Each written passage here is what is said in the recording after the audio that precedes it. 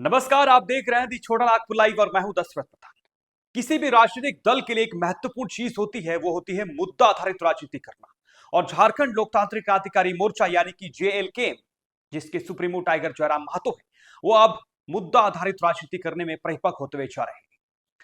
जमशेदपुर के collectorate office के सामने धरना प्रदर्शन किया गया जेएलके द्वारा, जिसके बाद एक ज्ञापन सौंपा गया उपायुक्त महोदय को। और ज्ञापन के माध्यम से यह आगाह किया गया कि लगातार जो प्राइवेट स्कूल्स हैं उनकी मनमानी बढ़ते जा रही है और तरह तरह के नामों के आधार पर मोटी रकम वसूलने की प्रयास की जा रही है। जमशेदपुर से एक बड़ी खबर सामने आ रही है, जहां निजी स्कूलों द्वारा रीएडमिशन के नाम पर कथित अवैध वसूली के खिलाफ झारखंड लोकतांत्रिक क्रांतिकारी मोर्चा यानी जेएलके में और अभिभावकों का गुस्सा फूट पड़ा है।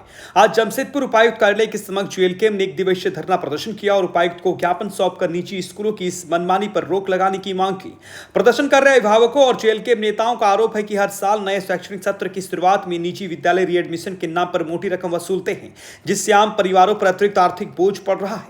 ज्ञापन में मांग की गई कि जिले के सभी निजी स्कूलों में फीस निर्धारण समिति का गठन हो, पीटीए को अनिवार्य किया और आरटीई के तहत 25% आरक्षण को सख्ती से लागू कराया जाए। इसके साथ ही स्थानीय खतियानी परिवारों के बच्चों के लिए विशेष व्यवस्था, फीस वृद्धि पर नियंत्रण और हर 2 वर्ष में ही शुल्क बढ़ाने जैसे नियम लागू करने की भी मांग उठाई गई। अभिभावकों ने साफ चेतावनी दी है कि यदि प्रशासन ने जल्द कार्रवाई नहीं की तो आंदोलन और तेज किया जाएगा। अब देखना होगा कि जिला प्रशासन निजी स्कूलों की इस कथित मनमानी पर क्या कदम उठाता है। जो है राष्ट्र की नींव है, समाज को दिशा देती है, देश का भविष्य का निर्माण करती है। और आज शिक्षा के मुद्दे पे हम लोग झारखंड लोकतांत्रिक क्रांतिकारी मोर्चा एक दिवसीय धरना पे बैठे हुए। हमारे यहाँ पे जमशेदपुर में या झारखंड में प्राइवेट स्कूल जो है उनका मनमाना रवैया, रीएडमिशन के नाम पे छात्रों का किताब को लेके जबरन मनमाना ढंग से पैसा वसूल करने के संबंध में हम लोग यहाँ पर एक दिवसीय धरना दिए थे। और आपके चैनल के माध्यम से हम लोग सरकार को ये बताना चाहते हैं कि आप कोई नीति नियमावली ऐसी बनाएं जिससे ये रीएडमिशन को तत्काल बंद किया जाए और जो प्राइवेट स्कूल है उस पर अंकुश लगाया जाए। देखिए, कुछ भी आंदोलन करते हैं तो पहले ही आप रिजल्ट का तो नहीं बोल सकते कि सफल होगा नहीं होगा, लेकिन हमारा पार्टी का पहला प्राथमिकता ही होता है कि कोई भी आंदोलन करें तो प्रयासरत रहते हैं कि उसको हम लोग सफल बनाएं। तो वही आज हम लोग अभिभावक जो आज समझ सकते हैं, कोई भी अभिभावक अपने बच्चों के स्कूल में देते हैं, एडमिशन कराते हैं। एक बार चलिए एडमिशन होता है, उसके बाद से जो रीएडमिशन का जो मामला चल रहा है, ये लोग शिक्षा को जो व्यापार बना दिया है, इस चीज़ का हम लोग विरोध कर रहे हैं। और उसी को लेके आज महानगर कमेटी हमारे पूर्वी सिंहभूम के टीम के द्वारा आज एक दिवसीय धरना प्रदर्शन उपायुक्त कार्यालय के समझ दिया गया। और हमें मुख्य मांग हम लोग रखें उपायुक्त साहब के सामने कि ये जो चीज़ें हो रही है रीएडमिशन के नाम, ये बंद होना चाहिए। आज शिक्षा जैसे नेपाल में आज क्या हुआ था, प्राइवेट स्कूल को बंद कर दिया जा रहा, तो वो यहाँ पे क्यों नहीं, झारखंड में भी ये होना चाहिए नेपाल की तर्ज में। अब 80-90 के दशक में पढ़ाई होता था तो सिलेबस 8 से 9 साल के बाद चेंज होता था। अभी देखिए हर साल बच्चे का आप सिलेबस देखिए, हर साल चेंज हो रहा है, हर साल आपको नया किताब लेना होगा, बुक लेना होगा।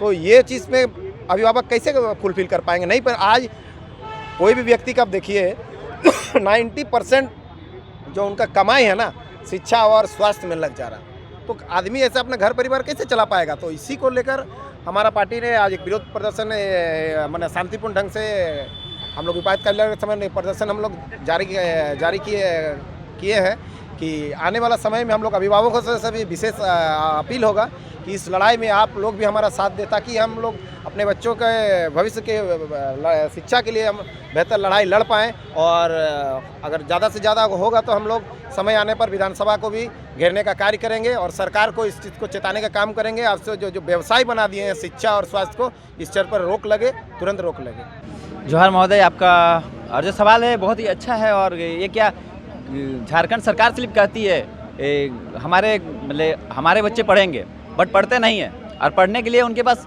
एक्चुअली जो गुणवत्ता होनी चाहिए, जो क्योंकि अल्टीमेट क्या है नौकरी, और नौकरी के लिए क्या होती है, उसको शिक्षा चाहिए, गुणवत्ता वाली शिक्षा चाहिए जो एक स्टूडेंट हर कंपटीशन में ये कर सके। बट अब आप देखिए किसी भी जो अब स्कूल ऑफ एक्सीलेंस का भी बात की है ना, अभी हमारा सीएम स्कूल ऑफ एक्सीलेंस शायद हमारा ये सोनारी में भी खुला हुआ है।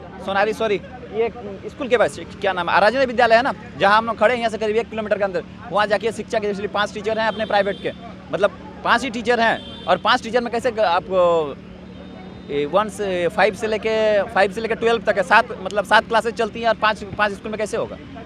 मतलब जहाँ टीचरें नहीं है, बीपीएससी के टीचरें नहीं मिल रही हैं, उनके पास टीचर के देने के तनख्वाह नहीं है, मैया सम्मान योजना पे चली हुई है, इसलिए बोलने से कुछ नहीं होता। उनको हमको गुणवत्ता चाहिए। जब तक वो गुणवत्ता कंपटीशन के लायक हम स्टूडेंट को नहीं बनाएंगे, वो नौकरी नहीं कर पाएंगे, और नौकरी जब तक नहीं ले पाएंगे तो फिर स्टूडेंट का फिर, इसलिए वो सभी हम लोग जितना है मैक्सिमम जो आदमी होते हैं वो प्राइवेट के लिए, क्योंकि गुणवत्ता मिलती है, क्वालिटी मिलता है।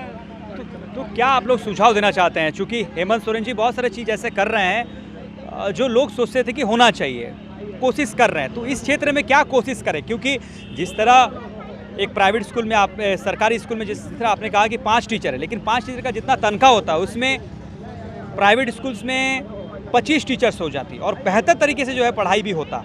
तो क्या इसको लेकर फिर से रिवाइव करना चाहिए? क्योंकि 1 लाख 1,10,000 20,000 तक जो है सैलरी ले रहे हैं सरकारी प्रधानाध्यापक जो हैं, जो टीचर्स हैं, सरकारी टीचर्स, लेकिन गुणवत्ता नहीं है शिक्षा में कुछ भी।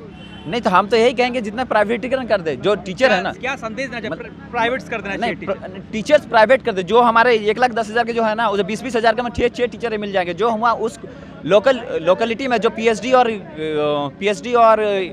मतलब जो पढ़े लिखे हैं उन युवाओं को टेस्ट लेके, जैसे जे टेट हो गया, ये जब क्वालिफाई किए हुए हैं उनको डायरेक्टली वहाँ से रिक्रूटमेंट कर देना चाहिए, हो गया।